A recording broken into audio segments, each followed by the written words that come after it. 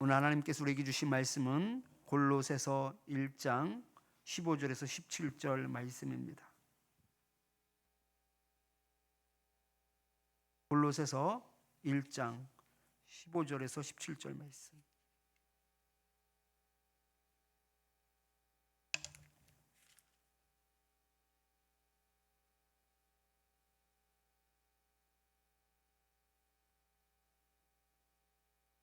다 같이 합독하겠습니다. 그는 보이지 아니하는 하나님의 형상이시요 모든 피조물보다 먼저 나신 이시니 만물이 그에게서 창조되되 하늘과 땅에서 보이는 것들과 보이지 않는 것들과 혹은 왕권들이나 주권들이나 통치자들이나 권세들이나 만물이 다 그로 말미암고 그를 위하여 창조되었고 또한 그가 만물보다 먼저 계시고 만물이 그 안에 함께 섰느니라. 아멘. 서로 바라보면서 함께 인사하겠습니다. 참 잘 오셨습니다. 참 잘 오셨습니다.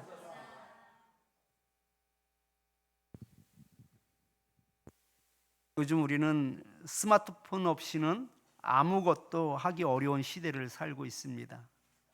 예전에는 전화하고 문자하는 것이 다였지만 이제는 계좌 송금은 물론이고 또 대출도 핸드폰으로 하죠. 간편 결제도 합니다. 카드 결제도 됩니다. 스마트폰 하나로 다 해결이 됩니다. 웹 검색도 물론이거니와 또 핸드폰으로 물건도 삽니다. GPS를 통해 위치도 확인이 가능합니다. 이처럼 거의 모든 것이 가능한 편리한 시대이지만 그만큼 위험도 함께 커졌습니다. 몇 년 전 한 40대 의사가 보이스피싱을 통해서 41억 원을 피해를 입은 사건이 있었습니다. 검사로 사칭한 범인이 금융사고 확인을 위한 공식 보안 앱을 깔라라고 얘기를 한 거예요. 그래서 그 앱을 깔았더니 그것이 바로 불행의 시작이 되었습니다. 그 앱은 실제로는 공공기관을 사칭한 원격 제어 악성 앱이었습니다. 그러니까 스마트폰의 모든 기능이 그 범죄자의 손아귀로 넘어간 거예요. 112에 전화를 해도 그 범죄 집단에서 전화를 받게 되어 있습니다. 금융결제원에 전화를 해도 범죄 집단에서 전화를 받습니다. 문자를 해도 범죄 집단에서 답장을 합니다. 여러 가지 크로스 체크를 해도 틀림없는 사건이었던 거예요. 금융감독원에 전화를 해도 지금 그 사건이 연루되었다고 지시대로 따라야지 된다라고 얘기를 하고 경찰에서도 그렇게 얘기를 하니 의심이 안 되지요. 그래서 결국은 41억 원을 통째로 날려버렸습니다. 잘못된 중심 하나가 삶 전체를 무너뜨린 것입니다. 얼마 전 교회 비상구 표지 등이 나가서 새로 구입해 달았습니다. 기존에 있던 그 표지 등을 떼어내려면 먼저 뭐부터 해야 되겠어요? 차단기를 내려야지 되죠. 그 차단기를 내리지 않고 선줄을 풀다가 드라이버가 이 음극 양극을 같이 맞물리게 작업이 된 것 같아요. 퍽 소리가 났는데 얼마나 빛이 그냥 번쩍하든지 2, 3초간 아무것도 보이지 않더라고요. 멍해져 있는 상태에서 정신을 차리고 보니까 차단기를 내리지 않은 겁니다. 차단기를 내리고 다시 작업을 마무리할 수 있었습니다. 전기 작업에 있어서 차단기는 아주 정말 중요한 장치입니다. 차단기를 내리면 흐르던 모든 전기가 딱 끊어지게 되는 것이고 차단기를 다시 올리면 멈춰졌던 그 전기가 다시 온 집안에 흐르게 되어 있습니다. 스위치 하나가 이처럼 집 전체의 모든 전기를 통제하는 것이지요. 헬리콥터에도 이와 비슷한 부품이 하나 있습니다. 사진 한번 볼까요? 날개를 동체 고정하는 이 단 하나의 핵심 볼트가 있는데 이 공식 명칭이 메인 로터 마스트 너트라고 합니다. 그런데 또 다른 별칭을 가지고 있는데 지저스 넛이라고 부릅니다. 그 이유는 아주 단순합니다. 이 작은 볼트 하나가 헬리콥터 전체의 안전을 좌우하기 때문입니다. 만약 이 볼트가 풀리거나 고장이 나면 헬리콥터는 치명적인 사고로 이어질 수밖에 없는 것이죠. 생각해 보면 우리 삶도 마찬가지입니다.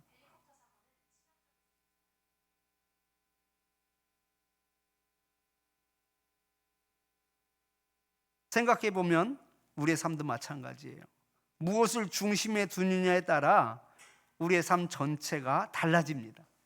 잘못된 것이 우리의 중심에 있으면 삶 전체가 무너지고, 반대로 올바른 중심을 붙들면 삶 전체가 견고해집니다.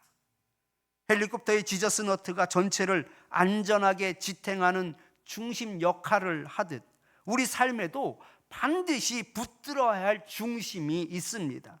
바로 예수 그리스도이십니다. 예수님이 우리 삶의 중심이 되실 때 우리는 흔들리지 않고 온전히 세워질 수 있습니다. 이제 말씀을 통해 예수님이 우리에게 어떤 분이신지를 깊이 깨닫고 그분을 삶의 진정한 중심으로 모시기 위해 어떻게 살아가야 하는지를 함께 나누어 보겠습니다. 골로새서 1장 16절 말씀 같이 한번 읽어보겠습니다.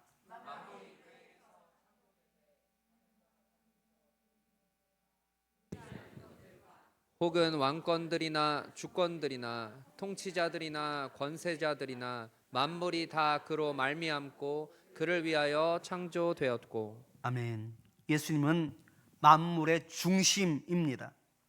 만물이 그분으로 말미암아 창조되었고 또 모든 만물이 그를 위하여 창조되었다라고 말씀하고 있습니다.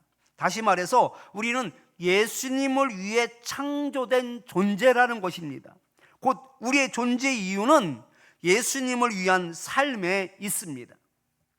사도 바울은 우리가 살아도 주를 위하여 살고 죽어도 주를 위하여 죽나니 그러므로 사나 죽으나 우리가 주의 것이로다 라고 말했습니다. 우리는 주의 것입니다. 주님으로 말미암아 지음을 받았습니다.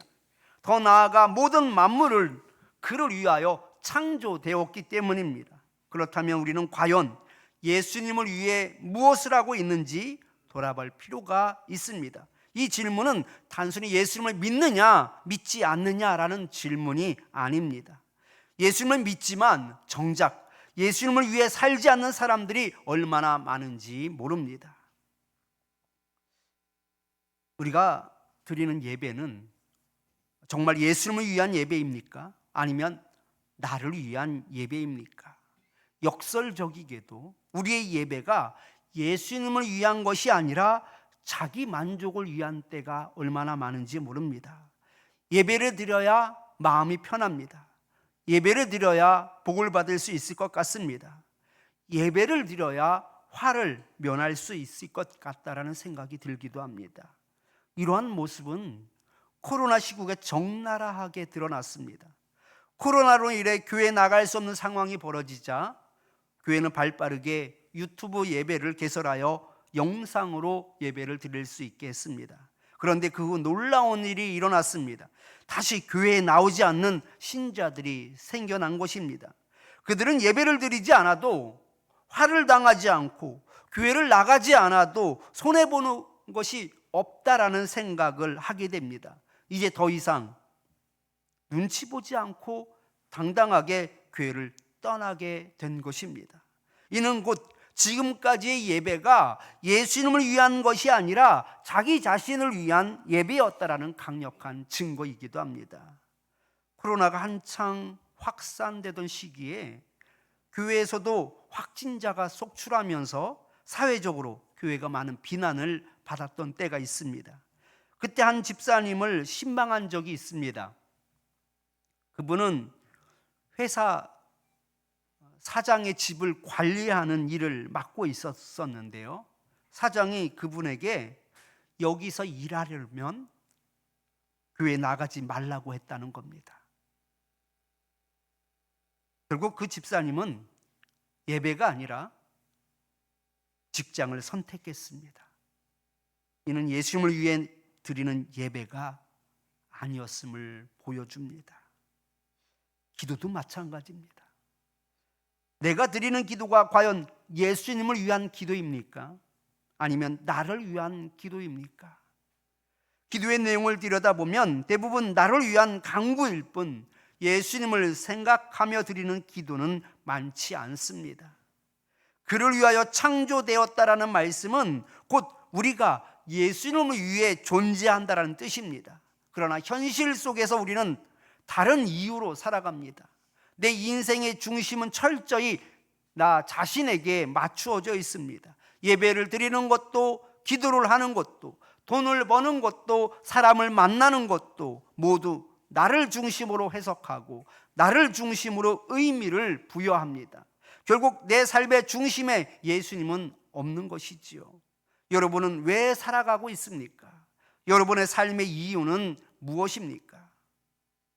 예수님은 바리새인들의 위선을 지적하시며 그들의 회칠한 무덤에 비유하셨습니다.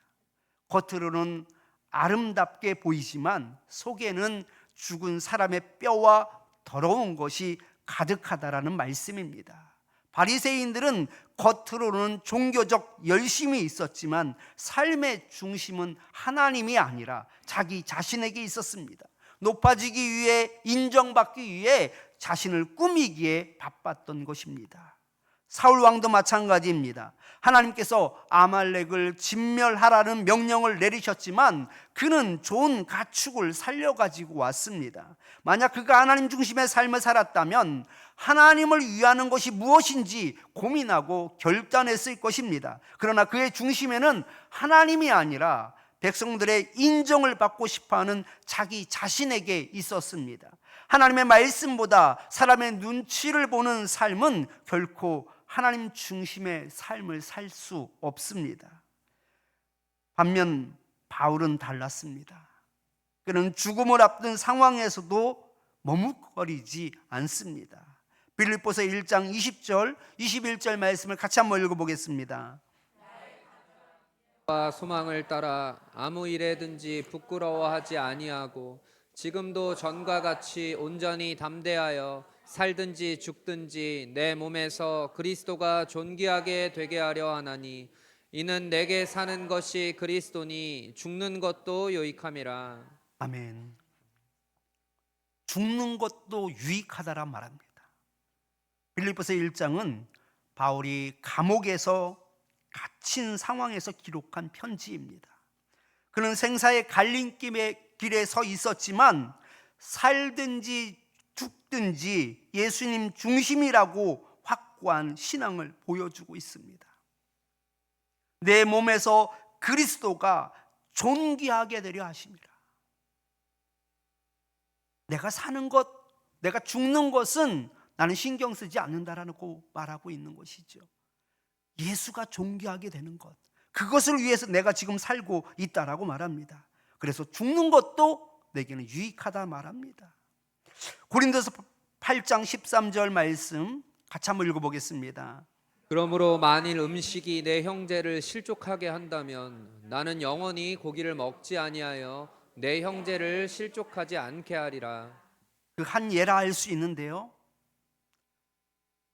사도 바울이 나는 고기를 가능하면 먹지 않겠다라고 말하지 않습니다. 영원히 고기를 먹지 않겠다라고 지금 결단하고 있습니다. 이 결단은 그의 삶의 중심이 예수 그리스도께 있었기 때문에 가능한 고백입니다. 오직 모든 생각과 모든 결단과 행동이 예수에게 초점이 맞춰져 있습니다. 그 중심이 바로 예수 그리스도 한 분이셨습니다. 그러므로 우리는 다시금 내가 존재하는 이유를 깊이 깨달아야 합니다. 우리가 그를 위하여 창조되었다라는 말씀은 곧 우리의 삶 전체가 예수님을 위한 헌신, 예수님을 위한 영광, 예수님을 위한 섬김으로 살아가야 한다라는 뜻입니다. 고린도전서 10장 31절 말씀은 그런즉 너희가 먹든지 마시든지 무엇을 하든지 다 하나님의 영광을 위하여 하라. 내가 영원히 고기를 먹지 않겠다라고 말한 것은 하나님의 영광 때문이었습니다. 먹는 것도 마시는 것도 그 외에 어떤 일을 하든 단순히 자신을 위해서가 아니라 하나님의 영광을 위해 하라는 말씀입니다. 이 구절은 우상에게 바쳐진 제물을 먹을 것인가 말 것인가라는 그런 실제적 문제를 다루는 결론 부분입니다. 내가 먹고 싶다고 해서 먹고 마시고 싶다고 해서 마시는 것이 아니라 모든 선택은 하나님의 영광을 위한 그 결정이 되어야 한다는 뜻이지요. 당시 고린도 교회 성도들은 자유롭게 먹을 수 있다라고 주장했지만 바울은 그 자유가 다른 성도들에게 걸림돌이 될 수 있음을 지적했습니다. 무엇을 먹을까, 무엇을 입을까에 관심을 두는 그런 인생들이 아니라 바로 예수님을 위한 봉사와 예수님을 위한 결단이 무엇인지 우리는 고민하며 살아야 합니다. 이것이 바로 예수님께서 우리를 자신을 위해 창조하신 뜻에 합당한 삶입니다. 이제는 우리가 자기 중심의 삶에서 벗어나 예수 중심의 삶으로 나아가야 합니다. 신앙생활도 예수 중심이어야 하고 학생들이 공부하는 것도 예수 중심이어야 하며 성인들이 직장을 다니는 것도 예수 중심의 직장 생활이 되어야 합니다. 그렇다면 우리는 어떻게 해야 자기 중심적인 생각과 세상의 가치관을 버리고 예수님의 영광과 그 뜻을 위해 살 수 있을까요? 단순히 의지적 결단을 한다고 해서 예수님 중심의 삶으로 바뀌는 것이 아닙니다. 로마서 12장 2절 말씀을 같이 한번 읽어보겠습니다. 그런 너희는 이 세대를 본받지 말고 오직 마음을 새롭게 함으로 변화를 받아 하나님의 선하시고 기뻐하시고 온전하신 뜻이 무엇인지 분별하도록 하라. 아멘. 의지적 결단이 아닙니다. 먼저는 철저한 자각이 있어야 합니다. 세상의 풍조와 가치를 따라가면서도 무엇이 잘못되었는지도 모른 채 살아왔던 지난 날을 철저하게 자각해야 합니다. 자기 중심의 삶을 살아왔던 우리의 모습을 보면서 그 문제의 심각성을 깨달아야 합니다. 지금까지 그 심각성을 깨닫지 못한 이유가 있습니다.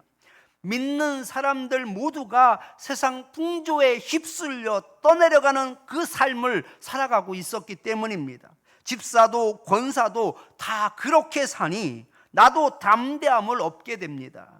신앙생활은 다 그렇게 하는가 보다 라며 세상과 타협하게 됩니다. 그래서 사람을 보면 안 됩니다. 말씀으로 다시 돌아와서 말씀으로 자신을 비춰봐야 합니다. 말씀을 통해 자신을 객관화시켜야 합니다. 그럴 때 비로소 우리는 정작 예수님 위해 살고 있는 것이 없었다라는 것을 깨닫게 됩니다. 세상의 가치와 풍조를 따라갔던 지난날의 삶을 확인하게 될 것입니다. 이제는 더 이상 늦출 수 없습니다. 지금이라도 우리는 돌아서야 합니다. 만물의 주인이시며 이 땅의 창조주이신 예수님께로 돌아가야 합니다. 아멘. 사울 왕처럼 바리새인처럼 자기 자신을 위해 살고 있으면서도 위선적인 신앙생활을 했던 지난 날을 회개해야 합니다. 세상 사람들이 흠모하는 출세나 성공이나 승진이나 벼락부자가 되는 것에 관심을 두고 그것을 위해 달려갔던 삶에서 이제는 우리는 돌이켜야 합니다.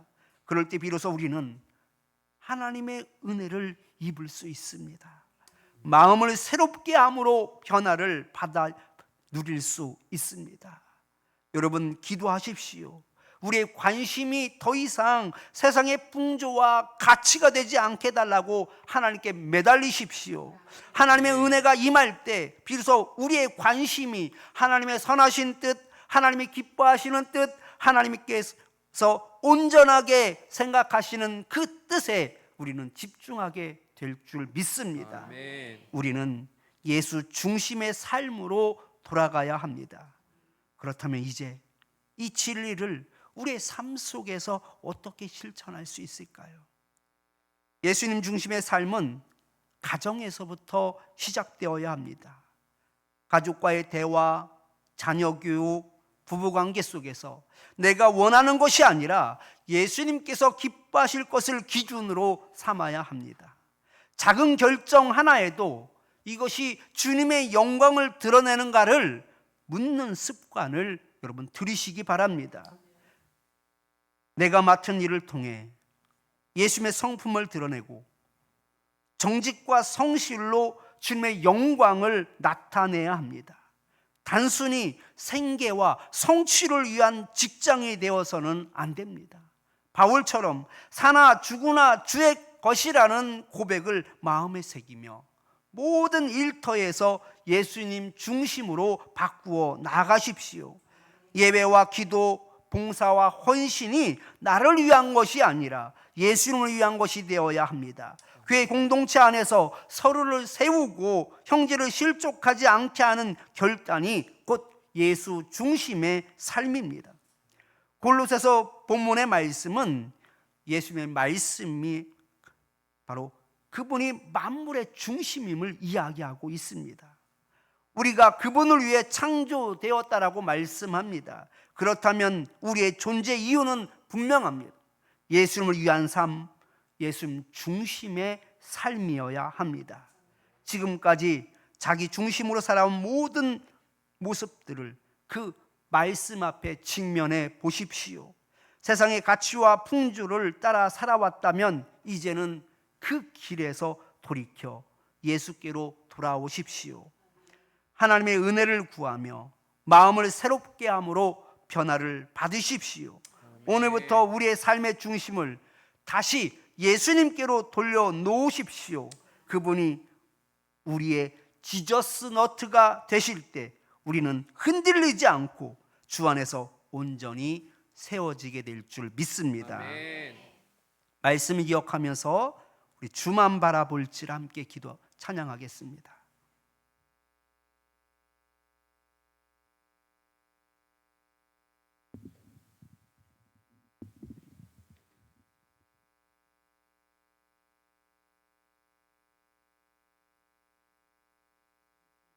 뒤에 있을 텐데.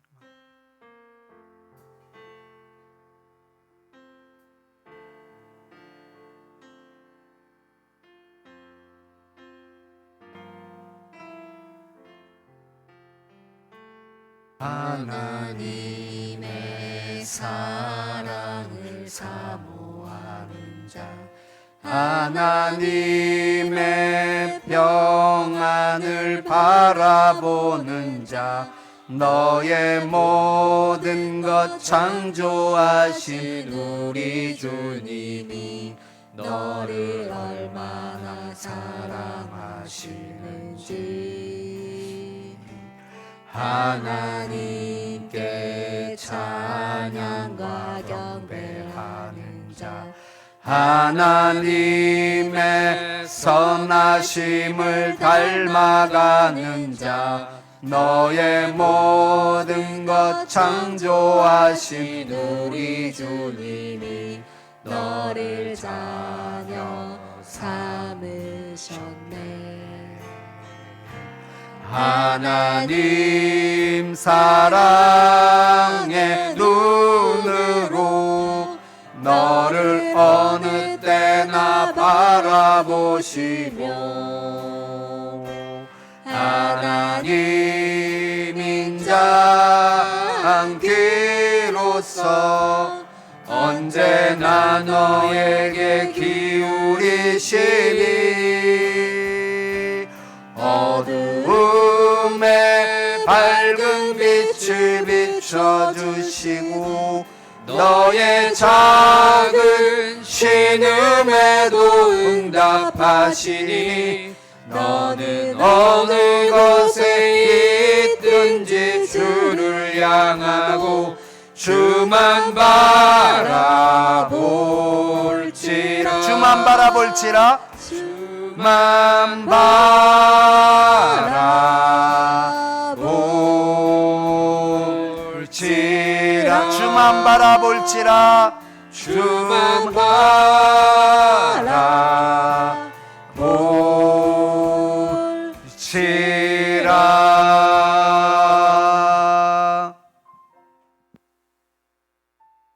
말씀을 기억하면서 우리 세 가지 기도 제목 가지고 함께 기도하겠습니다. 지금까지 저의 삶이 나 자신을 중심으로 돌아갔음을 고백합니다. 말씀 앞에서 자신을 비춰보며 자기 중심적인 삶의 모습을 철저히 깨닫게 하옵소서라면서 자기 자각을 위한 기도를 하겠습니다.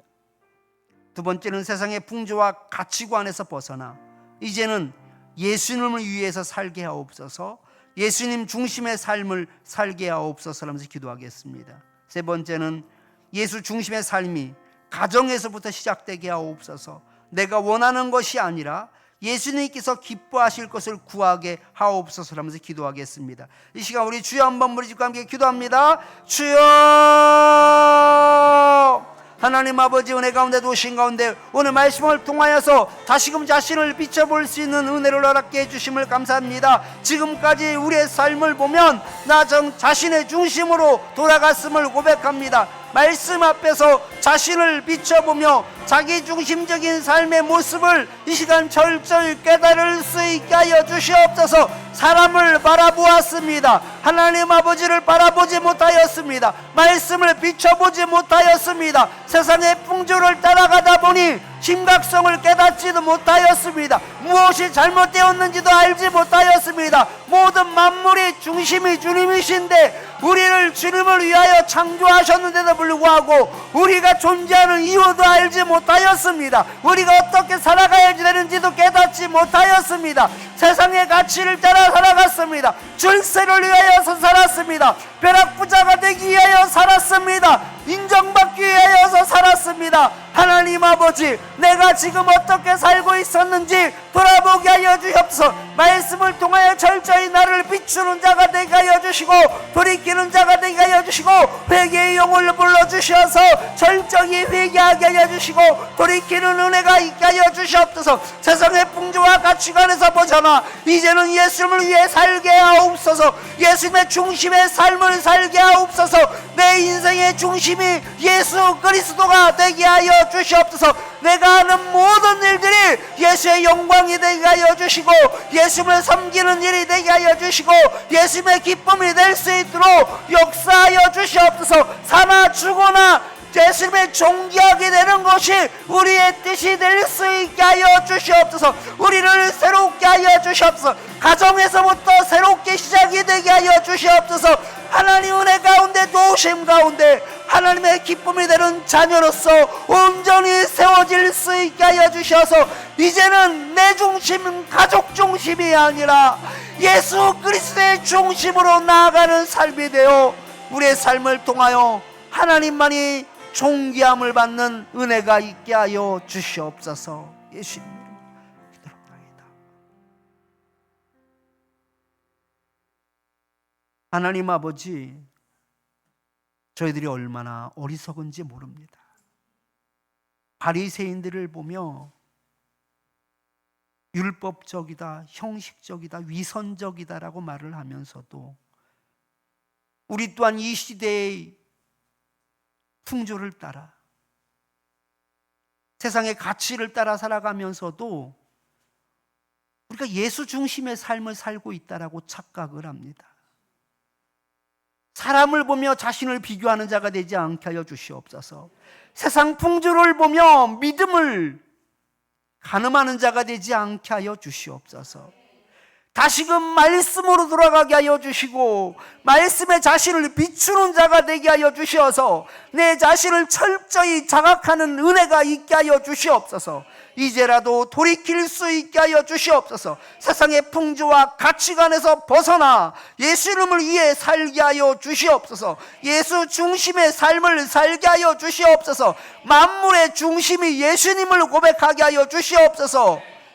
예수를 위하여 우리를 창조하셨다라는 그 말씀을 마음에 새기게 하여 주시옵소서. 우리의 존재의 이유가 예수께 있게 하여 주시옵소서. 이제는 가정에서부터 예수 중심의 삶을 살아나가는 삶이 되게 하여 주시옵소서. 내가 원하는 것을 구하는 자가 되지 않게 하여 주시고 세상의 것을 쫓는 자가 되지 않게 하여 주시며 내가 하는 모든 일이 바로 예수가 존귀하게 되는 것임을 늘 마음에 새기며 결단케 하여 주시옵소서. 새롭게 변화를 받게 하여 주시어서 하나님의 사람으로 온전히 세워지는 은혜가 있게 하여 주시어서 예수 중심의 삶 가운데 우리의 삶이 진정 평강케 하여 주시옵소서. 예수님 이름으로 기도드리옵나이다. 아멘.